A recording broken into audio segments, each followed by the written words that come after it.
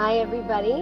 My name is Annie Rosenberger. I'm a student at Boise State, and I'm in a media class right now where I'm going to be interviewing Hunter Wallace. He is the strategic partnership manager at a nonprofit called News Story. Thank you, Hunter, for joining us today. How are you doing? Good. Thank you so much for the invitation. It means more than you know. Absolutely, of course. So before we jump right in, I just want to say a little bit about what we're doing here today. Uh, in my class, we have been asked to reach out and interview some people to kind of get their outlook and opinion on how we can sort of make refugees feel more welcome on our campus or reaching further out, like in your position around the world. So with that being said, can you tell us a little bit about what News Story does? Yeah, absolutely. So, like Annie said, my name is Hunter Wallace. I am a strategic partnerships manager and a major gifts officer here at News Story. And that is just a long way of saying that I am a fundraiser at News Story, raising the funds to make sure that the communities that we are trying to build all throughout Mexico are funded. And News Story is an organization and a nonprofit, and we pioneer the solutions to end global homelessness. It is a large feat for an organization that is only 6 years old, but it's something that we're extremely passionate about, and we truly understand that we have to have someone that starts to do it. And there's lots of organizations around the world that are doing it. And we want to make sure that we are following in their footsteps, but also making sure that we are pioneering the solutions and looking at those innovations all across the world to make sure that we are doing it correctly. So News Story, nonprofit, and we are pioneering the solutions to end global homelessness. That is a tall order. That is very true, and it's something that I don't take lightheartedly, and it doesn't make me lose sleep at all at night. Well, when did you start working there? So I actually started in February of this past year. So I haven't been there a full year yet, which is crazy to think about with the positive ups and downs of helping to combat this issue. But I was actually, I am the ripe young age of 30 years old. And I actually lived a life of politics from the age of 22 up until 30 years old. So that was a interesting world for me to be in, and now transition over to a nonprofit world. So politics to nonprofit, that's kind of a big switch, I would think. Is. Yes. What kind of transpired to like prompt you to make that jump? So I was in the bipartisan, independent, undecided space of politics. I have served on campaigns. I formerly worked for the CEO of Starbucks, Howard Schultz, when he was going to run as an independent. And when that campaign did not take off, I took a little bit of time and I was trying to get out of politics. And then I had a good old friend of mine call me and say, "Hey, I have an offer. I think you should come work for me." And so I spent the year prior, 2020, helping fund vote by mail across the country. So we raised about $19 million to help fund vote by mail, to make sure that individuals truly understood that Republican, Democrat, undecided, it is legal to vote by mail. And so this transitions into how I made the pivot. And there was a call probably in August of 2020. And I was on a call with an individual that runs a rather large health food bar company. And we were asking him for a substantial amount of money. I would say probably close to $750,000 to $1 million. And we were probably 15 minutes into our pitch. And it was a phenomenal pitch. Throw my hair back to that one. And I'll never forget this moment. And I'm not going to say his name, but I'll never forget this moment. And he put his hands up like this and said, "I love what y'all are doing. And I think that it is critical and vital. However, I'm feeding all of New York at the moment." I just got goosebumps saying that. And it just caught me off guard. And I had an aha moment of, oh, wow, I can take my skills of fundraising and utilize it for something else. And so I spent the better part of 2 months figuring out what it is I wanted to do. Didn't come to a conclusion, but I I gave my bosses all of Q4. So 3 months notice. I said, guys, at the end of this year, I hate saying guys, lovely individuals that employ me, I am giving you all 3 months to fund this, to get through this quarter. And after that, I am going to take my efforts elsewhere. It was very amicable. It was a beautiful separation. And I highly suggest, if you love your organization, don't give them 2 weeks notice, give them a little bit more time. And I truly just wanted to see what I could do. And there is a pretty substantial homeless population here in Denver, Colorado. We are looking at around, in Denver metro area within the county lines, we're looking at around 40,000 individuals that are homeless. And a statistic actually just came out recently that 40% of those individuals are actually part of the LGBTQ population. And it just struck me in a different way. Fast forward to a month later, I'm on LinkedIn, and I think I had never utilized LinkedIn. And individual I went to college with was posting about the organization, news story that she worked for. And she said, why don't you join our house party? It was this hour-long event talking about the work that they have done and everything that they were hoping to do in the future. And I got off of that house party event and I texted her and I said, whether I work for you or I'm a consultant for you or you don't hire me all, I'm going to raise money. I want to put money in y'all's pockets with so many individuals that need to know about News Story. And after about a month-long interview process, I'll never forget, it was the day before my birthday. I got a phone call from our chief operating officer. And she said, we'd like to extend you the offer. I didn't even listen to salary. I didn't listen to anything, which was, it was just not like me. And I was like, I'll take it. And she goes, don't you want to talk about, I was like, I'll take it. And it really is just, the rest is history from there. It's a big transition to go from politics. I will touch on that point again, to go from 6 a.m. to 9 p.m. every single day for almost 8 years.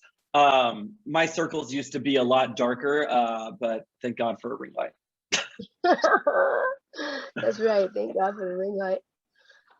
Well, actually, I was going to ask you, and I think you kind of touched upon it a little bit, but maybe elaborate a little bit more, like what skills from that world translate into the nonprofit world? Yeah, so one of the things that I never thought I'd be in this career, I never thought I'd be a fundraiser. My parents laugh at that because they said I asked for money a substantial amount when I was younger, and I pretty much set myself up for the future on that one. But I have the ability to connect with individuals on an interpersonal level, understand their wants, their needs, the things that might not seem pertinent to other individuals. I always try to get to know the individual. I'm a fundraiser that spends a 50% of time on creating an interpersonal relationship while also trying to create a professional relationship. And I'm very different than some other fundraisers. And I was able to utilize my skills as a political fundraiser and raising funds and getting to know people. But now I get to do it. The interpersonal connection when you work at a nonprofit is leaps and bounds different than when you're in politics. And that's something that I was very excited about, and I'm still excited about this day, because I am able to build relationships with these individuals and truly understand what makes them tick. And so to see that progression in that one area that I truly love was something that spoke volumes to me, and I was able to do something that I have a passion behind. I want to understand, whether it's international or domestic, I really do want to understand how we can better the lives of those individuals. There was a moment this past week, and this is one of the reasons why I love my job, because it brings me back. I had a coffee with an individual that runs a foundation. And foundations are an individual of substantial wealth puts a lot of money into their foundation, a nonprofit, and they seed funding and give funding to a lot of institutions around the world. And we were sitting there and we were talking about News Story. I had just purchased a $7 green juice, just like that stupid big city thing of kale and ginger and celery and lettuce and all that. And I looked down at that and didn't say anything out loud. didn't say anything out loud to him. And I was like, wow, the individuals that I'm serving, it would take them 2 days to pay for this one drink. And that is the kind of thing that occurs to me on a substantial basis. I am sitting there, and it's not that I'm riddled with guilt, but I am very in my brain and recognizing the luxuries that we have in this country. So yeah, So that was long-winded. Hey, you're good. So just to be clear, when you're talking about the individuals, can you like the individuals whose lives you touch, who are you speaking of? So we're speaking in particular of the families and communities that we are building in Latin America and Haiti. So we are talking about the families. So the families and communities that we impact, a community that we have could be 60 homes. Of those 60 homes, you have to look at the ratio of around 4.5 individuals live inside of those homes. And those are the people that we are in particular focusing on, those individuals that don't have the ability to seek adequate shelter. So those are that's my laser focus. Right. Okay. And I know that when I was looking at the website, yeah, there's that one part that says, 11,000 lives touched or lives changed, 2,300 homes built. Is that an accurate number, or how do you measure that? Yeah, so we do we are almost like a startup in that not only do we provide communities and homes, we also collect a substantial amount of data. So our wonderful tech team called NS Connect Tech, News Story Connect Tech, and we've created a data collection software that allows for us to collect this data on a number of individuals that are moving into the homes. And so that number is correct. So if you look at the number of homes in comparison to the number of lives changed, that roundabout number equals around 4.5. So the 11,000 individuals that have been affected, I'm going to be very frank with you. There are some of these homes that there is 6 to 7 people living inside of them, because in this world where we're providing adequate shelter to other individuals that do not have it. And let me paint a picture for you. When I say adequate shelter, I'm gonna be the interviewer for 1 second. What do you consider as adequate shelter? No, running water, roof over the head, clean. Yeah. So that is what we are seeking to give people, because they don't have that. When we move people into homes, 100% of them are getting, sometimes 100% of them are having sanitation and water for the first time. And so these individuals are living in, there is a community where there's some photos that we have, and I'm happy to send that to you following up so that you can share with your viewers. But it's tarps. It is old billboards where they have taken the billboard itself, the material that they stretch around. That's the siding of their house. The tin roof is scraps that they find on the side of the road. They're worried about water in the sense of rain. So think about not being able to get off of your bed because there is water on the floor. And that it provides mosquitoes, it provides an unhealthy environment. And so we're looking to get those people out of that scenario. And so that is the not picturesque, because that's not the word I need to use, but that is the image of those individuals that we're helping. What have you found to be like, has there been any particular moment like with you where you felt like, aha, like this is exactly why I'm doing this? Yes. And it happens probably, I'm not going to say every single day, but because when you're in a job, you're dived into certain areas and you might not be paying attention to in certain aspects of the photos that are being uploaded and whatnot. But there's one instance in particular. We have a little boy who has been living in an inadequate shelter with dirt floors. Mom is cooking hot water on a stove that is outside in the world, in the earth, in the environments. And he has a pair of monster shoes, monster slippers, just truly what is never skips our mind of a slipper. We wear around a house every single. I'm wearing Birkenstocks right now. You can cut that out. And he never wore the shoes in his old home. He never wore them because he never wanted to get them dirty. When they moved into his new home with a concrete slab, water, sanitation, shelter, they're away from the environmental effects of the world. He now wears them for the first time. And he thanked, we have a team in Mexico City. We have individuals that are culturally from there. They've lived there and they're a part of it. And he was saying, his mother was saying, this is the first time in, I would say, a year he's ever put them on since he's had them. And that to me is, we all walk in our houses, we scream at Alexa, we speak to our watches, we say all these. That is unfathomable to a lot of these individuals. And so those are moments that you truly do sit back and you have the aha moment. And it's the simplicity of the green juice. You have that aha moment.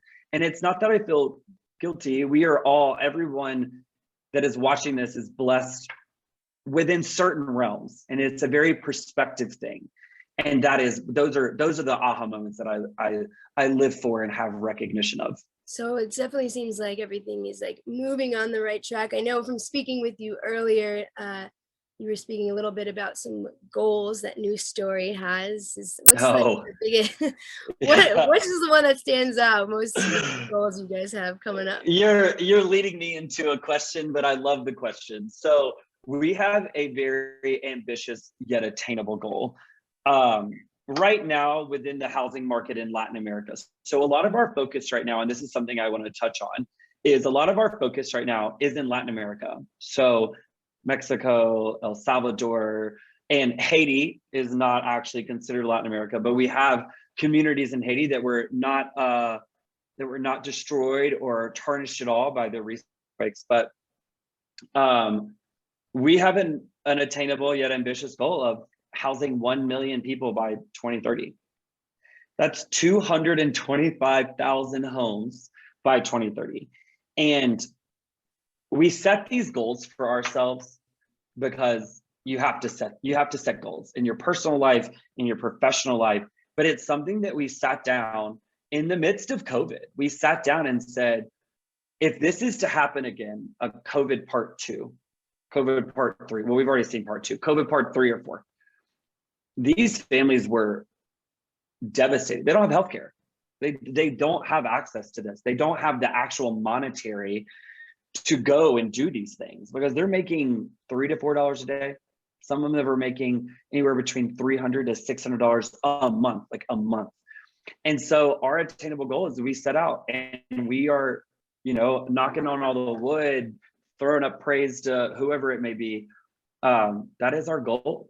And it is, again, makes you lose sleep at night, but it's a positive and attainable goal. I truly believe, like our partners in Latin America,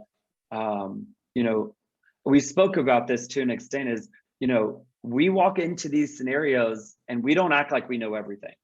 We partner with organizations that have been down there for years, centuries and decades and whatever it may be, that have been down there because they understand the culture a lot more than we do. And so that is where we feel very positive in our goal because we have so many individuals that culturally understand Latin America and are sharing that information with us. So we do see it as something. It's a big one, but it's exciting. I really like that. I remember you were saying like, we're not walking in acting like, hi, we're Americans, we're here to rescue you. You're actually asking questions so that you can give them what they actually need, not like what our version of what they need is. And I think that's smart. And it is, and it's something that we just want to make sure that we do. We call it LPD for short, but it's called Lean Participatory Design. And we go into these communities and we ask these people, these individuals, here's the plans that we've drawn out. Architects and we have our director of impact has an architectural degree and she works with other organizations and companies and to kind of formulate. And we will set it down on the table and we'll point it out and be like, 1, 2, 3, 4, 5, 80 homes. And we had an instance, and we've had multiple instances where someone says, why is the community center in the middle of town? And we're like, oh, it's a gathering place for all of you to commiserate and be excited and like, share in your community. And they're like, no, you need to put that on the outskirts of town. Like you need to put that on the outside of the community on the main road. And we never would have thought of that, because they said, not only will we be able to get our community to buy our goods, but passer buyers that are on their way home and going to and from the city or going somewhere, they'll see this, and that's income that we can take in. And so that's why we sit down with them and we don't act as if we know everything, right? Because we're trying to prove this sustainable model. And the only way we're going to do that is have those individuals buy into it.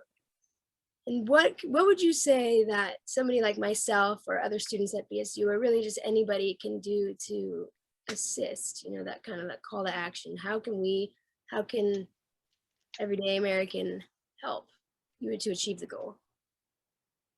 The one thing that I have asked, actually, and like I've asked a couple of friends, look at your surroundings. And that's really hard sometimes. We are on the go, we're trying to get our coffee, we want to go to meet a friend, we got to go to class, we're doing all these different things. But if you actually like stop for a second, clear your brain, turn your podcast off. I listen to podcasts and music constantly, so it's very hard for me. But look around you and see where you might be able to make an impact. And one thing that sometimes occurs in the US and around the world is, well, my one voice isn't going to be anything. That's not true. You have the ability to resonate with one other person. You have the ability to resonate with so many individuals, and you never know the impact that you're going to make on someone by bringing that topic up. My call to action in every donor meeting and every time I speak to someone about News Story or speak to someone about homelessness in general is, look at the world around you and see where you might be able to make a difference. And my call to action in News Story is, one, because I am a fundraiser extraordinaire, is to donate. And, $5 provides a light, $100 provides, a substantial amount of cinder blocks and eco blocks that are able to build these homes, but really just like sending it out into the world. I do not have as many followers as I'm sure some of you have. You viewers out here got the TikToks and the Instagrams. I've just got the Instagram. I got like 1,900 followers, and I'm like, I am the hot shit.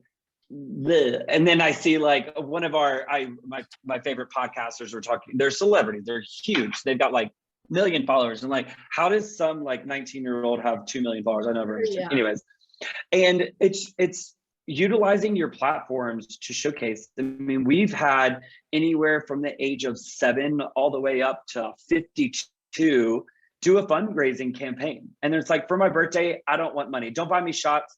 Send $20 to my campaign. Here's the link. Go. Is there a website? Oh, I'm so sorry. Yes. Oh no, you're fine. There is, and I will make sure to follow up with you and all of your viewers and send you that information on News Story where you're able to create a campaign. We've had campaigns raise anywhere from $500 all the way up to $10,000 and $15,000, because you never know, like I said, the impact that we have the ability to make. And one thing I do want to touch on is we are an innovative company. We have built the first 3D printed community in the world. We partnered with an organization out of Austin, Texas, and we have a mission, and we want to keep certain things spicy because we know that the only way that we're going to progress and pioneer solutions is taking those chances on those innovations. 3D printed community. If you would have told me that when I was joining the organization, I was like, you're bonkers. But we did it. We printed 10 homes, and we built in that same community an additional 50 that was built out of an innovation called Eco Blocks. And it's 90% earth materials, dirt from wherever on that excavated land, and 10% concrete, more sustainable, and it's actually 5 times stronger than cinder blocks. Don't tell the cement companies that. But it really is. It's something that, we are honed in on our mission, but we also know that pioneering solutions, those finding innovations that help us. So my call to action is take a look around, look at the individuals. When you go home, when you go back to your home where your parents live or your grandmother or whoever it may be that you're visiting, and just take a peek. And also like utilize your social media platforms. $10 is a lot better than $0, $1, $5. It's really just taking that moment to recognize, I don't need a green juice today. I work at this company and I give money every month. Like, it's just, you feel that vivaciousness towards it. So yeah. And if somebody were to want to look at the website, the website would be newstorycharity.org. And we are always pumping new material in it, showing blog posts of the innovations we're making. We were recently just in the New York Times. We thought we were going to be we thought we were just going to be a digital piece. And next thing you know, my boss is on the way to a speaking event, and he looked over and saw the newspaper and picked it up and flipped to the second page of the New York Times, and News Story's 3D printed community was sitting on the front of it. And we were all flabbergasted. We had no idea. I'm being serious. We did not know. We had no idea that shit was about to pop up. And so like we sat there and we were like, ah. And so that is, yeah, that's, go look at the pages, see the videos, the impact you make, the family stories. Yeah, it really is something that I hope that everyone takes a chance. And it's not going to be for everyone, but for those people that it really does strike and hits to the heart, like it did myself. If I came from politics and it struck my heart, it can strike anyone. That's true. Hunter, honestly, your passion, I mean this in full sincerity, is contagious. It's wonderful to see. I really appreciate you coming in and joining us. Thank you so much for your time, and we will be sure to spread the word. Spread the word, and thank you so much. One of my things that I'm working on is I'm extremely long-winded, especially when I care about thing. So thank you for giving me the opportunity to speak about the initiatives. And you truly have been one of the best hosts I've ever been a part of. So thank you so much for the time, and you've done your research. So yeah, kudos to you.